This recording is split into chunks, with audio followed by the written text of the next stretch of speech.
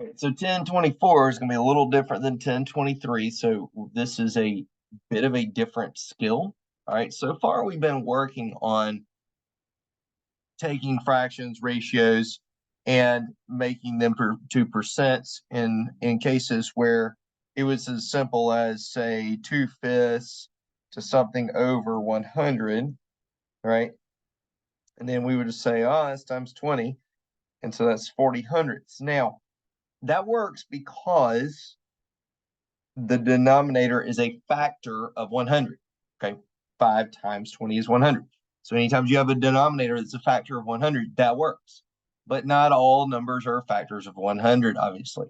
Okay, now we don't have to work with a whole lot of those in sixth grade, more in seventh grade, but this does require a different sort of skill to make it to a decimal or percent. Also notice that while we haven't really been thinking about this as a decimal, this is already a decimal fraction because 40 hundredths can also be written as 40 hundredths like that, right? Or 4/10 without the zero, right? So that's already been a part of what we're doing, just implied.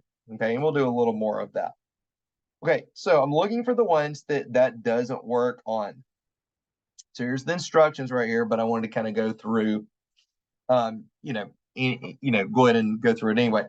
I did point out that you could do that the same thing I'm doing here with 2/5 or 1/4 or something like that, but you don't want to if you don't have to, because this way is not very fun.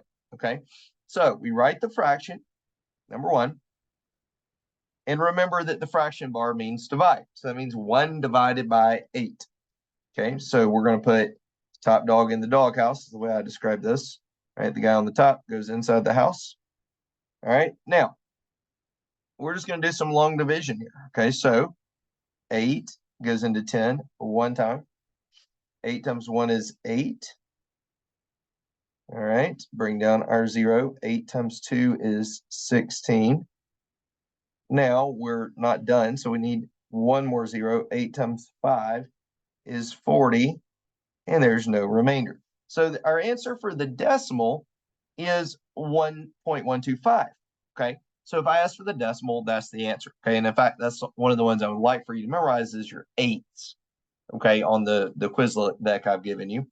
Now, how to make that a percent? Well, we did that yesterday. So you're taking the decimal and you're doing it times 100, which means move the decimal. That's times 10, so times 100. So that is 12.5%. Okay.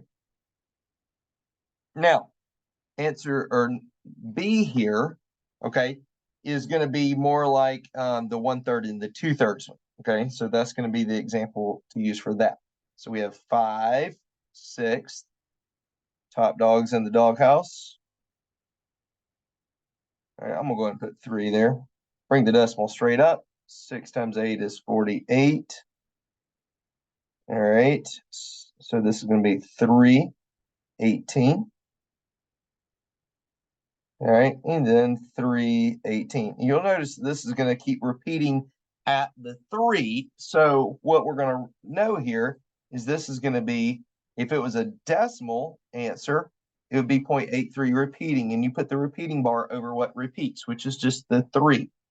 However, in this case, we want to make it a percent, so we need to move the decimal over 2 to there. So then that will be 83.3 repeating percent. So you need a repeating decimal after the decimal point. Okay, so that's 83.3 repeating percent is the correct answer there. All right, now I'm going to show you this one because 3/4 is 75%. You can do it the other way, but I just wanted to show you one to show you that you can do this way too. Okay, so again, we've done this type before the other way. All right, but I'm going to do it this way too, just to show you it can be done. So 4 times 7 is 28. Bring down your 0, and 4 times 5 is 20, and there is no remainder. So that's 0.75. Then to make it a percent, move it over 2, so that is 75%. Okay, so that is the process you're using on the next 5 today. It's not that many of them, all right, and you're getting to percents. Even if you've already memorized these, do the work here. That's just the work for today, is to show the division on these. Okay, and then I do want you to go spend some time working on that Quizlet deck and memorizing the fraction, decimal, and percent conversions.